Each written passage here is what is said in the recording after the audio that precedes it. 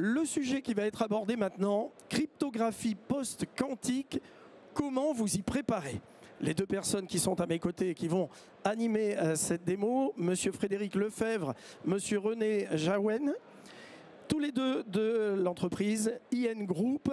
Messieurs, vous avez 30 minutes, on se retrouve tout à l'heure. Merci beaucoup. Donc effectivement, aujourd'hui, on va vous parler de cryptographie post-quantique et surtout, on va tâcher de vous donner les clés pour vous préparer efficacement à cette nouvelle menace. Donc comme évoqué, je m'appelle Frédéric Lefebvre, je suis Technical Account Manager chez IN Group et je suis accompagné de René Jaouen qui est Sales Manager chez Utimaco. Alors, juste quelques mots sur IN Group, pour ceux qui ne nous connaissent pas. IN Group est un spécialiste mondial de l'identité.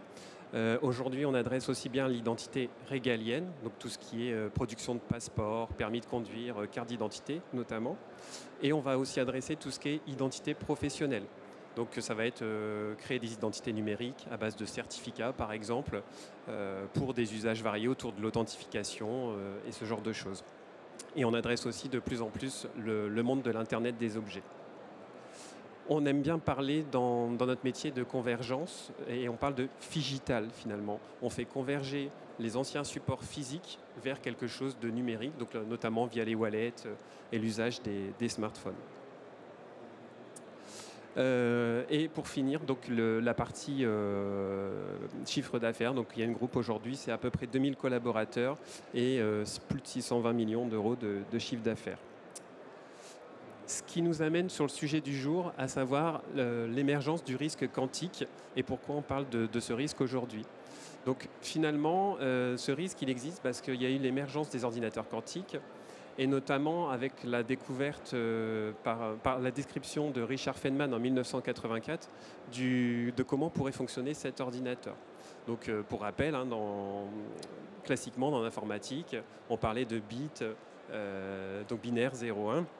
Et l'ordinateur quantique va introduire de nouvelles notions avec les qubits, où on va avoir toujours les états 0 et 1, mais on pourra avoir les deux états en même temps, donc superposer finalement la valeur 0 et 1. Donc, cette description elle a été faite par Richard Feynman, et une dizaine d'années plus tard, en 1994, Peter Shor va décrire le premier algorithme quantique qui est capable de casser la cryptographie telle qu'on la connaît aujourd'hui. Donc à savoir RSA et les courbes elliptiques notamment. Et 2 ans plus tard, donc Peter Shor, c'est finalement, il cible la cryptographie asymétrique. Et 2 ans plus tard, on va avoir Love Grover qui va faire une autre découverte et proposer des algorithmes pour améliorer les attaques sur la cryptographie symétrique. Donc on en reparlera tout à l'heure. Et jusqu'en 2021, il n'y avait pas vraiment de menaces puisqu'on n'avait pas encore été capable de créer les premières puces quantiques. Mais c'est arrivé en 2001 avec la découverte d'IBM où ils ont fabriqué la première puce quantique qui supportait 15 qubits à l'époque. On va voir que tout ça a bien évolué. Alors, aujourd'hui, c'est quoi l'impact de ces découvertes? Si on regarde, finalement, le risque principal, il va être autour de la cryptographie asymétrique. La découverte de Peter Shor, finalement, elle consiste à dire que si je suis capable de casser les algorithmes RSA, courbe elliptique, Diffie-Hellman, finalement, je casse toute la sécurité telle qu'on la connaît aujourd'hui. Les échanges TLS, le petit cadenas que vous avez dans votre navigateur, ça ne vaut plus rien. Si j'ai des données chiffrées, je vais être capable de les déchiffrer, etc. Donc dès lors que l'ordinateur quantique sera présent, si je peux faire tourner cet algorithme de Shor, je casse complètement la cryptographie existante.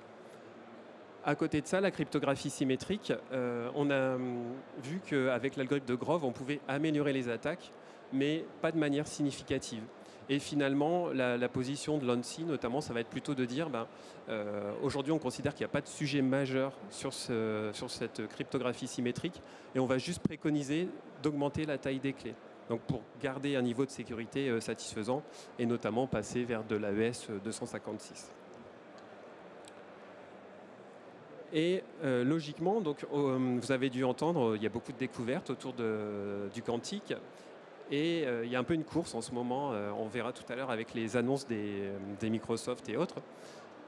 C'est très difficile de savoir exactement quand ces ordinateurs seront prêts. Aujourd'hui, on voit à travers ce graphe que finalement chacun a sa vision, mais il y a quand même un consensus qui émerge et on estime qu'entre 2028 et 2035, cet ordinateur quantique sera une réalité. Donc là, on sera en capacité de pouvoir faire tourner l'algorithme de Shor notamment et de mettre en péril la sécurité de RSA et des courbes elliptiques. Donc c'est demain, ça va aller très vite. Il y a encore quelques challenges, bien sûr, pour que ces ordinateurs soient diffusés à large échelle. Et aujourd'hui, notamment, tous les travaux de recherche qui ont lieu vont s'intéresser à la scalabilité et à la stabilité de ces puces quantiques. Puisque, comme je l'évoquais tout à l'heure, des qubits, c'est beaucoup moins stable que les bits tels qu'on les connaît. Ils vont être sensibles aux facteurs externes tels que la chaleur, la lumière, enfin, il y a tout un tas de choses. Et aujourd'hui, il y a encore beaucoup de travail pour faire en sorte que ces puces soient stables. Et surtout, il va falloir aussi de corriger les erreurs. Un des problèmes, c'est que ça amène beaucoup d'erreurs de calcul. Et donc, les grands fabricants travaillent aujourd'hui pour améliorer les algorithmes de sorte à ce qu'ils puissent corriger leurs erreurs et avoir des résultats fiables. Et en termes de technologie, c'est pareil, hein, il y a l'émergence de plusieurs technologies. On n'est pas encore sûr aujourd'hui si on va rester sur des conducteurs classiques tels qu'on les connaît, des semi-conducteurs classiques, ou si ça va être des nouveaux matériaux. Et notamment, on a vu avec la proposition de Microsoft en février, avec la puce Maro Rana One, que finalement, on pouvait introduire des nouveaux matériaux capables d'améliorer la stabilité de ces puces quantiques, donc d'améliorer la correction d'erreurs. Et finalement, cette découverte, elle nous fait penser que d'ici quelques années, 2-3 ans, on aura des vrais résultats sur cette technologie quantique. En parallèle, on a eu en décembre Google qui a annoncé aussi une découverte autour d'une nouvelle puce capable de faire tourner 105 qubits de manière cohérente. Donc on voit que tout ça, ça évolue. Hein. Depuis 2001 et IBM, ça s'améliore et ces derniers mois, on a une accélération claire des découvertes qui sont faites autour de ces sujets du post-quantique. Alors, si on parle des risques, aujourd'hui, on en a 3 principaux. Le premier, vous avez déjà dû en entendre parler, c'est Store Now, Decrypt Later. En gros, ça va être enregistrer, stocker dès à présent les données qui pourraient avoir de la valeur plus tard. Si vous avez des données sensibles, des secrets industriels, des données classifiées d'un État ou autre, si vous ne les protégez pas, si vous restez juste sur votre cryptographie RSA ou courbe elliptique actuelle, dès lors que l'ordinateur quantique sera disponible, vos données, on pourra les déchiffrer. Donc ça veut dire que finalement tout sera accessible en clair. Donc il va falloir anticiper dès aujourd'hui, trouver des solutions pour améliorer cette sécurité. L'autre enjeu, la seconde brique, ça va être le forging de documents. Donc ça va être recréer de faux documents. Typiquement, si je parle d'authentification, je peux recréer un faux certificat à base de la clé publique, par exemple. Ça va être recréer un contrat, le re-signer, et puis finalement faire croire que je suis possesseur d'un bien immobilier, par exemple, si c'était un acte notarié. Et on voit que si je suis capable de faire ça, finalement, les documents, ça va être très compliqué de leur laisser une valeur probante. Et le troisième risque, c'est le risque de monoculture. Puisque finalement, on voit qu'aujourd'hui, les algorithmes dont on parle, ils reposent sur les mêmes problèmes mathématiques. Ça veut dire que si je casse ces problèmes, je casse RSA, je casse les courbes elliptiques et je casse Diffie-Hellman. Donc je n'ai plus de sécurité en fait. Ici, je vous ai mis un exemple des différents cas d'usage. Où est-ce que ça peut se localiser dans un système d'information ? Typiquement, je vous en parlais, les bases de données. Si vous stockez des données sensibles et chiffrées, il va falloir garantir la sécurité au-delà de la cryptographie telle qu'on la connaît. Tout ce qui est connexion TLS, avec le risque de la fameuse attaque du man in the middle, si je reste à base de Diffie-Hellman, pareil, je vais pouvoir intercepter les communications et casser et lire en clair finalement ce qui transite. On va retrouver également tout ce qui est forge de signature, donc recréer un certificat pour faire une authentification forte, pour re-signer un document, etc. Donc ça illustre comme ça où on peut retrouver les éléments dans la chaîne classique du SI. Et Cela étant posé, donc, on a fait un état des lieux de la menace. La question qu'on va se poser légitimement, c'est comment je peux me protéger à tout ça? Comment je vais faire en sorte de garder une sécurité et que mes données, au-delà de 2030, elles restent sécurisées? Ça, c'est rendu possible à travers l'émergence de la cryptographie post-quantique. Et notamment, on a un process qui a démarré en 2017 avec le NIST, où il y a eu une compétition et plusieurs algorithmes ont été présélectionnés lors de cette phase pour arriver en août dernier, en août 2024, à standardiser les 3 premiers algorithmes post-quantiques. Donc aujourd'hui, on parle de MLChem, MLDSA, SLH, DSA, donc respectivement FIPS 203, 204, 205. Donc ça, ce sont les premiers algorithmes post-quantiques qui ont été standardisés par le NIST. Alors, ce n'est pas parce que ces algorithmes ils ont été standardisés que c'est fini pour autant. Et aujourd'hui, on est toujours dans un processus où le NIST continue d'évaluer d'autres alternatives, parce que peut-être qu'on va découvrir des failles dans les nouveaux algorithmes. On n'a pas le recul nécessaire encore pour dire si oui ou non ils vont être sécures dans le temps. Et c'est pour ça qu'il y a des process en cours, et notamment le mois dernier, le NIST a sélectionné un nouvel algorithme qui s'appelle HQC et qui sera un backup de MLChem, qui est censé être le remplaçant du Diffie-Hellman sur les connexions TLS. Donc voilà, donc tout ça, ça évolue, et d'autres spécifications sont attendues, notamment sur la période 2026-2027 avec Falcon. Et pour la petite anecdote, donc Falcon, c'est un algorithme français. Voilà. Donc l'idée, ça va être de migrer tout ça vers ces nouveaux algorithmes. Et sur les questions de la performance, aujourd'hui, la bonne nouvelle, c'est que finalement, ces nouveaux algorithmes, il n'y a pas d'enjeu majeur sur la performance, c'est-à-dire le calcul des clés. Ça ne prendra pas plus de temps que ce qui est fait aujourd'hui. Donc ça, c'est la bonne nouvelle. Par contre, à côté de ça, le sujet qui va nous intéresser, c'est la taille des clés. Parce qu'on voit que finalement, sur ce tableau, la taille des clés est beaucoup plus importante quand on parle des algorithmes post-quantiques. Et il va falloir trouver des moyens d'optimiser cette partie-là. Donc peut-être en développant des nouvelles astuces ou changeant notre manière de travailler. Et ça, on va voir que c'est surtout un sujet dans le domaine de l'IoT. Quand je dois déployer des certificats sur des objets connectés, ce n'est pas le même impact que quand j'ai accès à un ordinateur, puisque là, j'ai moins de problèmes de puissance de calcul. Sur la stratégie de migration en elle-même, il y a plusieurs approches qui sont possibles. Et ici, il y a une différence notamment entre l'approche américaine et l'approche européenne.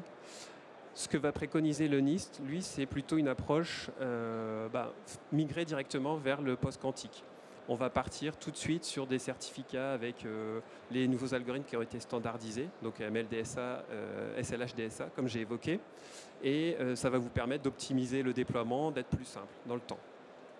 Cela étant dit, ça impose d'adapter tout de suite toute la chaîne, tout l'écosystème, c'est-à-dire les applications qui vont utiliser les certificats. Et on va voir juste après qu'il peut y en avoir beaucoup. L'approche européenne, elle est plus de se dire on va adopter une approche hybride. Cette approche hybride, ça va être de dire je vais conserver la cryptographie telle qu'elle existe aujourd'hui, donc mes clés RSA, courbe elliptique, et je vais ajouter dans ces certificats la partie post-quantique avec une nouvelle clé, un nouvel algorithme qui pourra me permettre de gérer les deux durant une phase de transition. Ça veut dire que dans vos applications, vous pourrez adapter petit à petit l'usage des certificats et puis commencer à utiliser le quantique tout en conservant la partie qu'on connaît très bien jusqu'alors. Donc on peut aussi se dire à terme, vous vérifierez les deux algorithmes et ainsi de suite. Donc, cette hybridation, aujourd'hui, elle est encore en phase de standardisation. Donc, ce qui est sûr, ce qui a été standardisé, c'est cette partie possibilité d'avoir dans un même certificat deux algorithmes, enfin de stocker dans des champs alternatifs d'autres informations. Et c'est des choses qui vont encore évoluer dans le temps.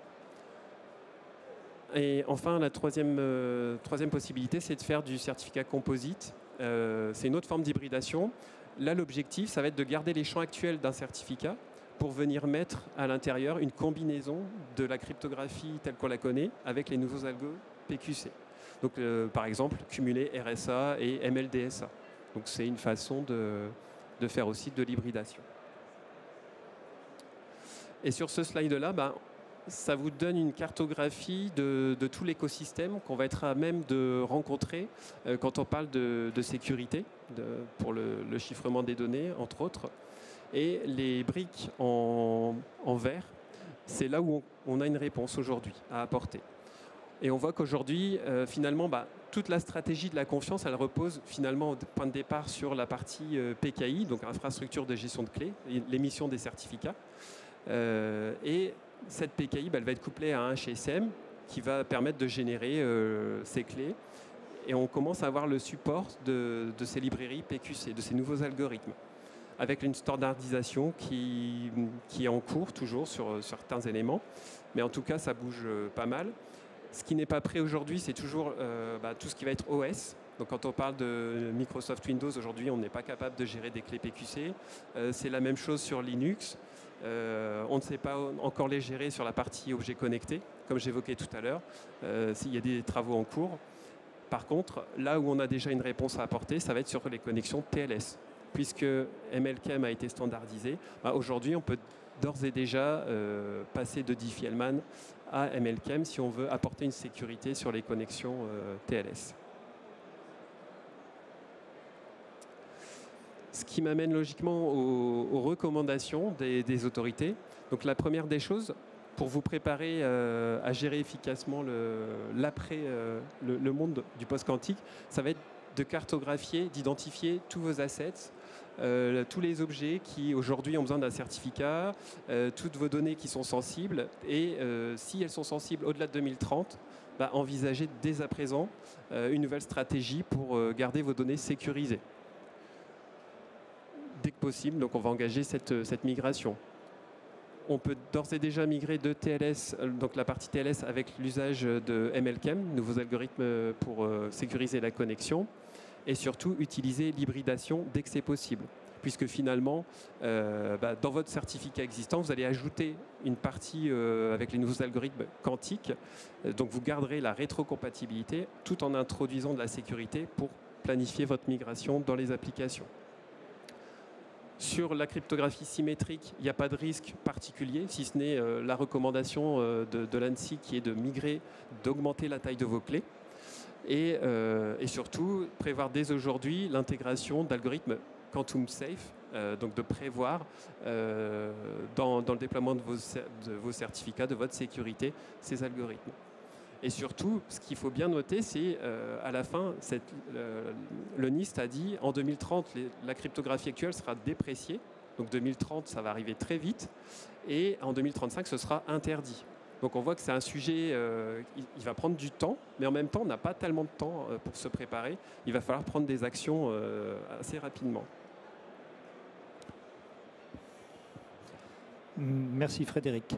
Donc René Jeanne, moi je travaille pour Utimaco. Utimaco est une société allemande basée à Aix-la-Chapelle et nous sommes un fabricant de HSM depuis un peu plus de 40 ans. Donc nous concevons, développons, fabriquons nos HSM en Allemagne, mais vous voyez que nous avons aujourd'hui une empreinte mondiale également. HSM, juste rapidement, c'est Hardware Security Module, module de sécurité matérielle. Donc pour essayer de faire le plus simple possible, c'est une enceinte sécurisée dans laquelle vont être exécutés les calculs cryptographiques et vont être conservés de manière sécurisée les clés utilisées dans ces algorithmes cryptographiques. Alors, notre activité PQC n'est pas toute récente. Dès 2020, nous avons introduit une première bibliothèque PQC pour nos clients puissent les utiliser au sein de nos HSM. Et alors, la semaine dernière, c'était le lancement en interne de la société. Normalement, si j'ai bien compris, ce sera le lancement externe cette semaine de notre nouvelle bibliothèque d'algorithmes PQC que nous appelons Quantum Protect et qui accueille ces 4 ou 5 algorithmes PQC qui sont aujourd'hui standardisés par le NIST. Elle sera disponible via une interface PKCS11 avec des mécanismes propriétaires aujourd'hui, des VDM, Vendor Defined Mechanism, mais on m'a promis que la version standardisée, version 3.2 du PKCS11, devrait être disponible au milieu de cette année. Et puis, comme le monde évolue très vite dans le marché du PQC, nous avons déjà un certain nombre d'autres algorithmes qui vont être disponibles dans les semaines ou les mois à venir. Falcon a été mentionné, si je ne m'abuse, par Frédéric il y a quelques minutes. Nous participons aussi aux aux divers comités de standardisation. C'est ce qui nous permet aussi d'apporter notre compétence, mais aussi d'être tenu au courant et de pouvoir mettre à disposition de nos clients au plus vite les dernières décisions de ces algorithmes de standardisation. Et pour nous, l'intérêt, c'est de faire que ces algorithmes de PQC soient opérés au sein de nos HSM, comme sont exécutés aujourd'hui. Et oui, il en reste du triple DES, de l'AES, du RSA, du DSA, des courbes elliptiques, etc. Les algorithmes VQC sont exécutés de la même manière au sein de nos HSM. Alors un HSM, vous avez pu voir sur la photo, c'est pas forcément très joli, c'est pas un Bang & Olufsen qu'on va mettre dans son salon pour montrer qu'on a un bel équipement. Ça n'a d'intérêt qu'en fonction de l'application qu'il utilise. Un HSM, ça ne fait que des calculs cryptographiques, mais nous avons donc des partenaires, que vous voyez un certain nombre listés ici, dont IN Group et Nexus, avec qui nous travaillons depuis plus de 10 ans, qui vont apporter l'application métier et qui vont s'appuyer sur les HSM pour la sécurisation des éléments cryptographiques. Mais ce qu'il y a je trouve, d'assez intéressant actuellement sur le marché, c'est que autant les solutions standards que l'on a vues sur la planche précédente arrivent sur le marché, mais ne sont pas encore beaucoup adoptées par les clients finaux, autant je voudrais citer 2 projets significatifs auxquels nous avons participé en 2024 et sur lesquels nous continuons, et où le PQC a été un élément majeur, et Utimaco a été retenu par ses intégrateurs pour la qualité de et pour ses avancées dans le monde du PQC. Donc, un premier exemple, c'est en fait la sécurisation de la communication de contrôle de satellites d'une constellation de satellites de communication. Voilà. Deuxième exemple en bas, c'est un grand fabricant de composants qui souhaite pouvoir faire dans le futur, souvenons-nous toujours que le PQC, c'est pour parler dans 5 ans.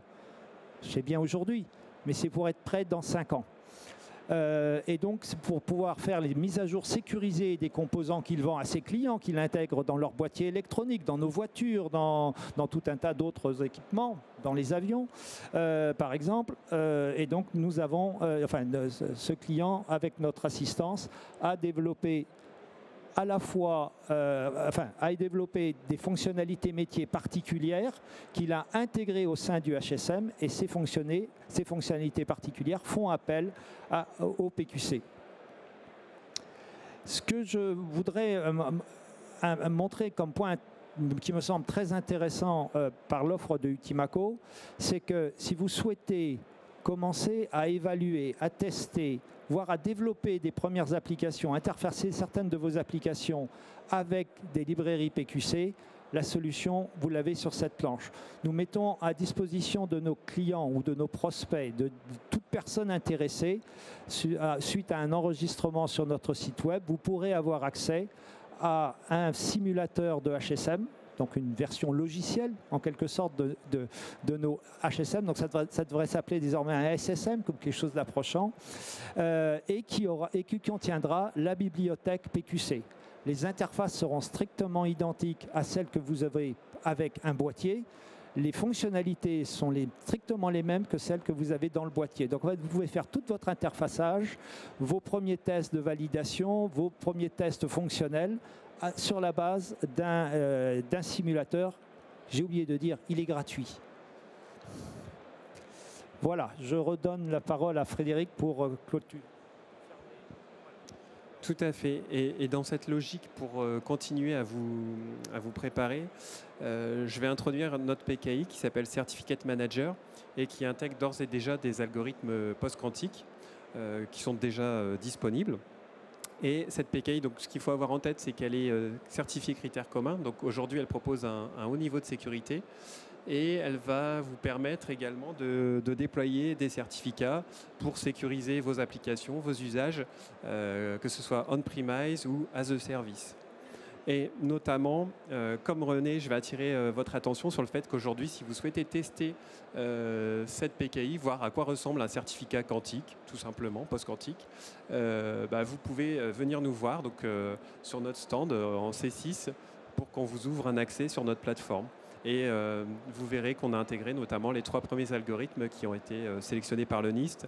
Et on a une approche agile, c'est-à-dire que ces versions, dans les prochains mois, elles vont évoluer assez rapidement pour intégrer les nouveautés définies, plus de protocoles à base d'hybridation, etc. Donc c'est des sujets qu'on suit bien sûr fortement. Et voilà, si vous avez des questions, n'hésitez pas à venir nous voir sur le stand ou juste après la conférence. Merci à tous. Merci beaucoup, messieurs Lefebvre et Jaouen.